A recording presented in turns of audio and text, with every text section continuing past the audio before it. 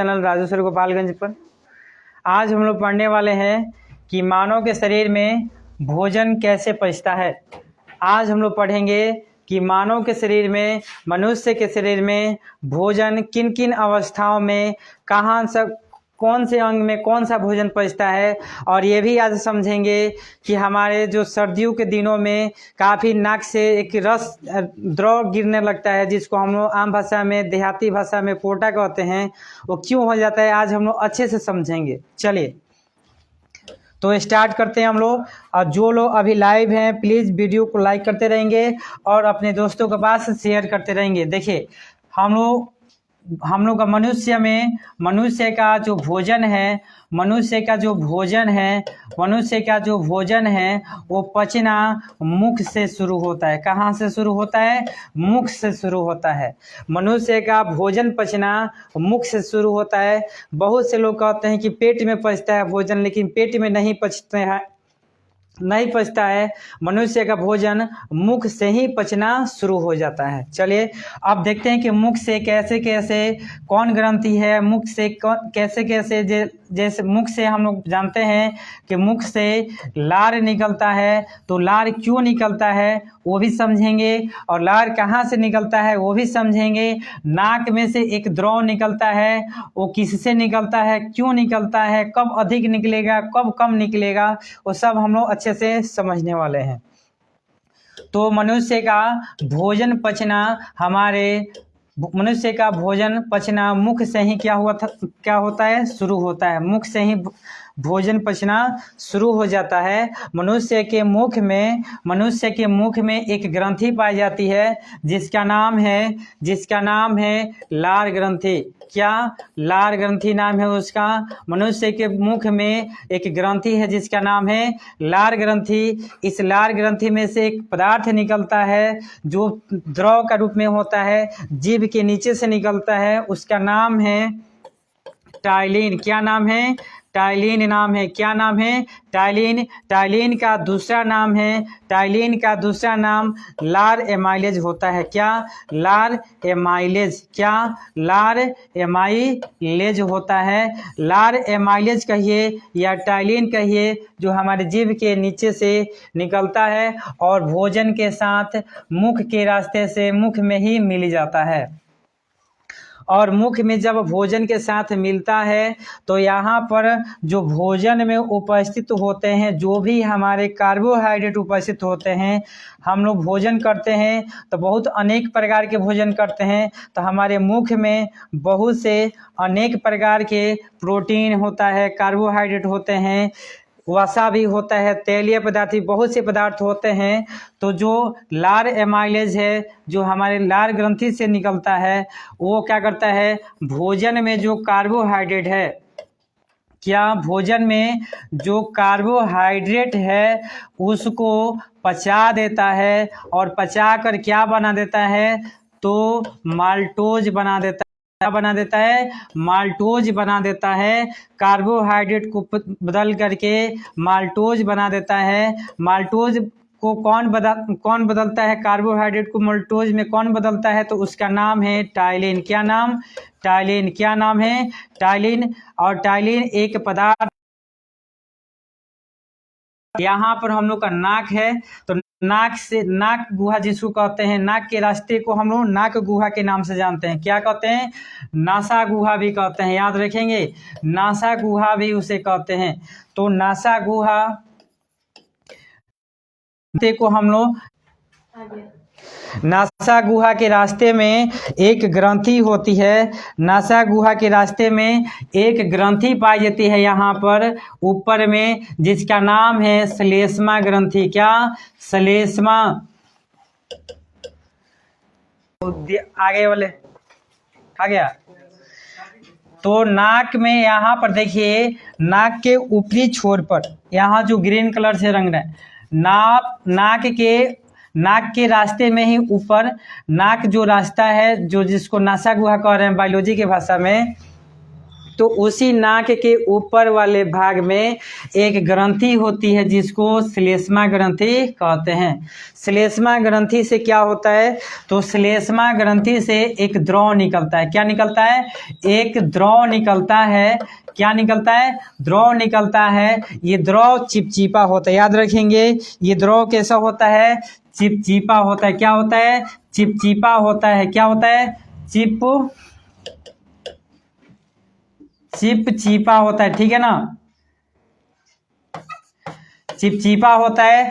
और इसी को चिपचिपा पदार्थ क्यों निकलता है नाक से रास्ते से, नाक के रास्ते से, तो चिपचिपा द्रव जो निकलता है, जब हम लोग वायुमंडल में रहते हैं तो वायुमंडल में बहुत से धूलकण उपस्थित रहते हैं, और धूलकण उपस्थित होने की वजह से हमारे नाक के रास्ते से ऑक्सीजन के साथ हमारे नाक के अंदर चले जाते हैं। तो उस नाक को नाक के मतलब कि नाक के रास्ते से फेफड़े तक पहुंचने से रोकने के लिए ये ग्रंथि अपने पास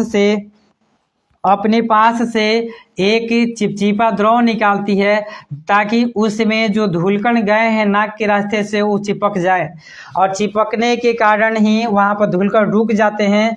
और इसी चिपचिपा द्रव को हम लोग क्या कहते हैं, सर्दी कहते हैं या इसी को हम लोग आम भाषा में देहाती भाषा में पोटा कहते हैं। याद कीजिएगा आप लोग, पोटा क्यों होता है आज समझ गए होंगे आप लोग। सर्दियों के दिनों में पोटा हो जाता है, और पोटा ये भी देखे होंगे व्हाइट कलर का होता है और पीला कलर का होता है। तो वो भी बताते हैं कि व्हाइट कब निकलेगा, पीला कब निकलेगा। तो जब ये सर्दी कुछ दिनों की हो जाएगी, 2-4 दिनों की हो जाएगी, तो जब 2-4 दिनों की हो जाएगी तो धूलकण आदमी यहाँ से ऑक्सीजन ले रहा है, बार बार ऑक्सीजन ले रहा है, तो यहाँ पर क्या होगा, धूलकण जाके उसमें मिल जाएंगे। धूलकण मिल जाएगा का रंग पीला हो जाता है। क्या होता है, पीला हो जाता है। और जब सर्दी ताजी होती है, जब श्लेष्मा ग्रंथि से निकला हुआ द्रव ताजा होता है तो वो व्हाइट कलर का होता है। अब भोजन यहाँ से पचने के बाद होता क्या है, मुख में पहुँचने के बाद आ गया, तो भोजन अब पहुँचता है इस नली के द्वारा। इसको ग्रीन से मैं रंगना, उसको ये नली के द्वारा भोजन पहुँचता है। इस नली को हम लोग कहते हैं ग्रासिका। क्या कहते हैं, तो भोजन ग्रासिका के रास्ते से नीचे की ओर जाता है, और नीचे की ओर जाते समय भोजन सबसे पहले पहुंचता है अमाशय में। कहाँ पहुंचता है, अमाशय में पहुंचता है, ठीक है ना। अमाशय, तो अमाशय में से अमाशय के पास पहुंचता है। ये वाली जो भाग होती है वो टोटल भाग क्या कहलाता है, ये अमाशय का भाग है। ये टोटल भाग क्या है, ग्रीन से मैं जो रंग रहा हूँ वो है भाग अमाशय। क्या, अमाशय। जब भोजन अमाशय में प्रवेश करता है, पहुँचता है, भोजन अमाशय में पहुँचता है, तो वहाँ से ग्रंथियाँ मौजूद हैं जिसका नाम है जठर ग्रंथि। क्या नाम है, अमाशय में जठर ग्रंथि है। क्या, अमाशय में जठर ग्रंथि है। जठर ग्रंथि में से जठर रस निकलता है। क्या निकलता है, जठर रस खत्म आदमी एकदम। तो अमाशय भोजन जब अमाशय में पहुंचता है तो अमाशय में एक ग्रंथि है जिसका नाम है जठर ग्रंथि। क्या नाम, जठर ग्रंथि नाम है उसका। और जठर ग्रंथि में से एक रस निकलता है जिसका नाम है जठर रस। जठर रस 2 प्रकार के निकलते हैं, एक का नाम है रेनिन। क्या नाम, एक का नाम रेनिन, और रेनिन रस निकलता है, और दूसरे में से पेप्सिन निकलता है। क्या, पेप्सिन। क्या, पेप्सिन। क्या, पेप्सिन निकलता है। क्या निकलता है, जब भोजन अमाशय में पहुंचता है तो अमाशय में ग्रंथि उपस्थित है जिसका नाम है जठर ग्रंथि। जठर ग्रंथि में से एक रस निकलता है जिसका नाम है जठर रस। जठर रस 2 प्रकार के निकलते हैं। जठर रस 2 प्रकार के होते हैं, रेनिन और पेप्सिन। रेनिन क्या काम करता है, तो रेनिन यहाँ पर जो दूध में प्रोटीन होते हैं, जो दूध में जो दूध में क्या है, प्रोटीन होते हैं, जो दूध में प्रोटीन है, जो दूध में प्रोटीन है उसको पचाने का काम करता है रेनिन। और जो भोजन में प्रोटीन है, जो भोजन में प्रोटीन है उसको पचाने का काम करता है पेप्सिन। याद करेंगे आप लोग। तो यहाँ से देखिए रेनिन जो है, छोटे बच्चे हम जानते हैं कि छोटे बच्चे, जो छोटे छोटे बच्चे हैं, जैसे मान लीजिए 1 साल का बच्चा है, 6 माह का बच्चा है, 2 माह का बच्चा है, 1 माह का बच्चा है, तो केवल दूध पीता है केवल जब दूध वो पीता है तो वहाँ पर केवल उसमें छोटे बच्चों में केवल रेनिन पाए जाते हैं। क्या पाए जाते हैं? रेनिन पाए जाते हैं। क्योंकि छोटे बच्चे, हमको पता है कि छोटे बच्चे केवल दूध पीते हैं, तो दूध के जो प्रोटीन होते हैं कौन पचाता है? तो रेनिन पचाता है। यानी कि यह रेनिन जो है केवल छोटे बच्चे में पाए जाते हैं। किसमें? केवल छोटे बच्चे में पाए जाते हैं। किसमें? केवल छोटे बच्चे में पाए जाते हैं। लेकिन पेप्सिन की बात करेंगे तो पेप्सिन जो है पेप्सिन जो है बड़े व्यक्तियों में पाया जाता है। किसमें? बड़े व्यक्तियों में पाया जाता है। किसमें? बड़े व्यक्तियों में पाया जाता है, क्योंकि यह जो है भोजन में उपस्थित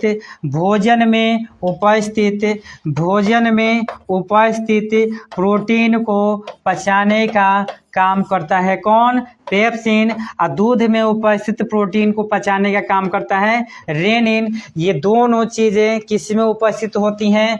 तो ये अमाशय में उपस्थित होते हैं। किसमें? अमाशय में उपस्थित होती हैं। किसमें? अमाशय में उपस्थित होती हैं। किसमें?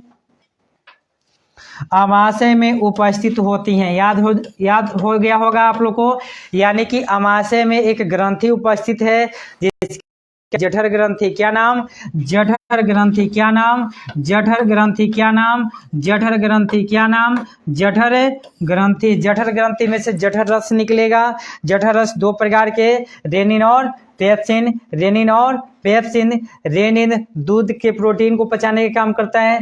पेप्सिन भोजन कहाँ आता है? उसके बाद भोजन आ जाता है हम लोग का अग्नाशय में। कहाँ आ जाता है? अग्नाशय में। अग्नाशय यहाँ पर है, देखिए ये वाली जो छोटी वाली जो भाग है अग्नाशय है। क्या है? अग्नाशय है। अग्नाशय ये बायोलॉजिकल नाम है। इसको आम भाषा में आप लोग सभी लोग जानते हैं, इसको पित्त का थैली कहा जाता है। क्या? पित्त का थैली कहा जाता है। क्या? पित्त का थैली कहा जाता है। इसी से अग्नाशय जुड़ा रहता है। पित्त के थैली से ही अग्नाशय जुड़ा रहता है। पित्त के थैली से क्या निकलता है? तो पित्त के थैली से क्षारीय पदार्थ निकलता है। क्या? क्षारीय पदार्थ निकलता है, जो भोजन में मिलकर क्षार उपस्थित, जितने भी भोजन में क्षार उपस्थित होते हैं उस सभी क्षार को, भोजन में उपस्थित क्षार को पूरा तरह से अच्छे से पचा देता है, जिससे भोजन का जो क्षार है, जो भोजन में हम क्षारीय चीज़ खाए हैं, कड़वा चीज़ खाए हैं, वो पूरी तरह से पच जाता है। याद कीजिएगा आप लोग कि बहुत से लोग कहते हैं कि पित्त की थैली में पथरी हो जाती है। तो अगर बहुत से व्यक्ति की पित्त की थैली काट के निकाल दी जाती है तो वह व्यक्ति क्षारीय भोजन को नहीं पचा पाता है। याद करेंगे, क्योंकि जब उसके शरीर में क्षारीय अग्नाशय होगा ही नहीं तो भोजन नहीं पचा पाएगा, क्षारीय पदार्थों को, क्षारीय भोजन को नहीं पचा पाएगा। इसलिए वह व्यक्ति अधिक मसाला, अधिक तेल वाले चीज़, मसाले को वो नहीं पचा पाते हैं। उसके बाद से हमारा भोजन और आगे की ओर बढ़ते हुए कहाँ आ जाता है? तो क्षुद्रांत में चला जाता है। कहाँ? क्षुद्रांत में चला आता है। इसी को हम लोग छोटी आंत कहते हैं। क्या कहते हैं? छोटी आंत कहते हैं। क्या कहते हैं? छोटी आंत कहते हैं। क्या कहते हैं? छोटी आंत कहते हैं। और छोटी आंत यहाँ पर देखेंगे ग्रीन कलर से मैं इसको कलर कर रहा हूँ। छोटी आंत में भोजन पहुँचता है। तो छोटी आंत में भोजन पहुँचने के बाद, छोटी आंत में भोजन, ये देखिए छोटी आंत है, ये जितने भी भाग हैं यहाँ से लेकर ये वाली जितने भी भाग हैं गोलाकार घूमी हुई है छोटी छोटी रातें लंबी हो जाती हैं। यहाँ देखिए ये जो छोटे छोटे जिसको चर्बी कहते हैं, ये जितने भी भाग हैं वो सब को कहते हैं छोटी आंत। क्या कहते हैं? छोटी आंत कहते हैं। क्या कहते हैं? छोटी आंत कहते हैं। तो ये छोटी आंत में जब भोजन पहुंचता है तो मुख में भोजन पचा था, अमाशय में भोजन पचा, अग्नाशय में, यहाँ अग्नाशय में भोजन पचा, अग्नाशय में भोजन पचने के बाद कहाँ पहुँच गया? छोटी आंत में पहुँचा। तो यहाँ पर जो छोटी आंत के अंदर ऐसी जो नली है, यहाँ पर चर्बी जिसको कहते हैं आप लोग, चर्बी के अंदर इस नली, तो छोटी आंत में जब भोजन पहुँचता है तो छोटी आंत की अगर अंदर की अगर हम बनाए नली की, तो इन नलियों में ऐसे अंगुलीनुमा, क्या? अंगुलीनुमा कैसी संरचना? अंगुलीनुमा, अंगुली की आकार की संरचनाएं पाई जाती हैं, जो क्या करता है, इसमें से पाचन रस निकलता है। इस अंगुली वाली संरचना में से क्या निकलता है? पाचन रस निकलता है। क्या निकलता है? पाचन रस निकलता है। क्या निकलता है? पाचन रस निकलता है। क्या निकलता है मेरे बहादुरों? पाचन रस निकलता है। क्या? पाचन रस निकलता है। सर हम लिख रहे हैं बार बार, रस निकलता है। क्या? पाचन रस निकलता है। जो भोजन को, भोजन इसी में है, भोजन भी इसी में है, और इसी में से क्या निकल रहा है? पाचन रस निकल रहा है। तो पूरी तरह से पाचन रस इसमें भोजन में मिल जाता है, और मिलने के साथ ही भोजन पूरी तरह से यहाँ पर छोटी आंत में पच जाता है। भोजन पूरी तरह से अगर पचने की देखेंगे, पचने की दृष्टि से देखें तो छोटी आंत में ही भोजन पूरी तरह से 100% कंप्लीट हो जाता है, पचकर तैयार हो जाता है। उसके बाद से यहाँ पर छोटी आंत में भोजन पूरी तरह से पच जाती है और पचकर लेई जैसी हो जाती है। कैसी? लेई जैसी हो जाती है। लेई समझते हैं आप लोग? आटा जैसे गूना जाता है, वैसा हम लोग का भोजन अब तैयार हो जाता है। उसके बाद से क्या होता है? भोजन पहुँचता है बड़ी आंत में। कहाँ पहुँचता है मेरे बहादुरों? कहाँ पहुँचता है भोजन? तो बड़ी आंत में पहुँचता है। बड़ी आंत का ये फिगर है, ये जो मोटी वाली नली है इसमें बड़ी आंत है। ये वाली सब जितने भी संरचना है सब क्या है? बड़ी आंत है। तो जब भोजन वहाँ पर पहुँचता है, जब भोजन वहाँ पर पहुँचता है तो पहुँचने के साथ क्या होता है कि भोजन अब लेई की आकार की हो गई है, लेई जैसी हो गई है।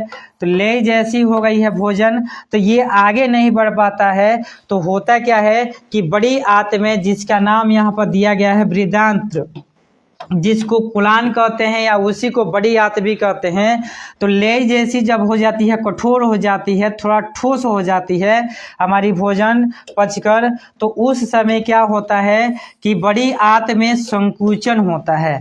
क्या होता है? बड़ी आंत में संकुचन होता है। क्या होता है? बड़ी आंत में संकुचन, बड़ी आंत में संकुचन यानी कि दर्द होता है। क्या होता है?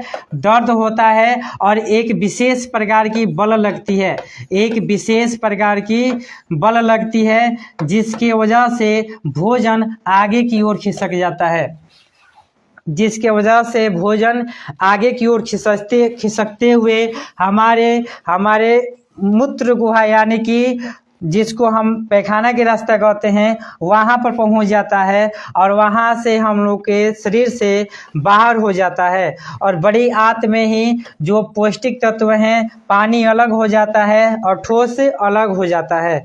इस तरह से हमारा भोजन पूरी तरह से पचकर तैयार हो जाता है और शरीर से बाहर हो जाता है। आप लोग ज़रूर बताएंगे कि आज का वीडियो, ये वीडियो पाचन तंत्र का वीडियो, मनुष्य में कैसे भोजन पचते हैं, कैसे लगा? आप कमेंट में ज़रूर बताएं। अगर अच्छा लगा तो प्लीज़ मेरे वीडियो को लाइक कर दीजिए और अपने दोस्तों के पास शेयर कर दीजिए। मेरा एक यूट्यूब चैनल भी है जिसका नाम है राजू सर गोपालगंज।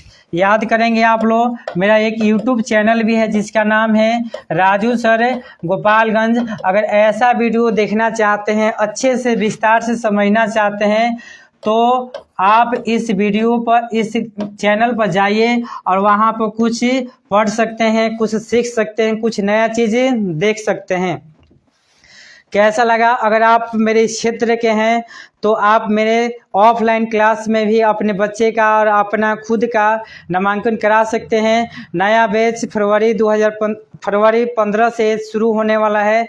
तो आप लोग जल्दी से जल्दी, अगर आपको अच्छा लग रहा है, आप पढ़ना चाहते हैं मेरे कोचिंग संस्थान में, तो जल्दी से जल्दी आप नामांकन भी करा सकते हैं। तब तक के लिए नमस्कार, जय हिंद, जय भारत। अगले वीडियो में फिर से मिलेंगे एक नए वीडियो के साथ, नए ऊर्जा के साथ, नए एनर्जी के साथ, नए कुछ लेकर आएंगे आप लोगों के लिए। तब तक के लिए नमस्कार, जय हिंद, जय भारत, वंदे मातरम।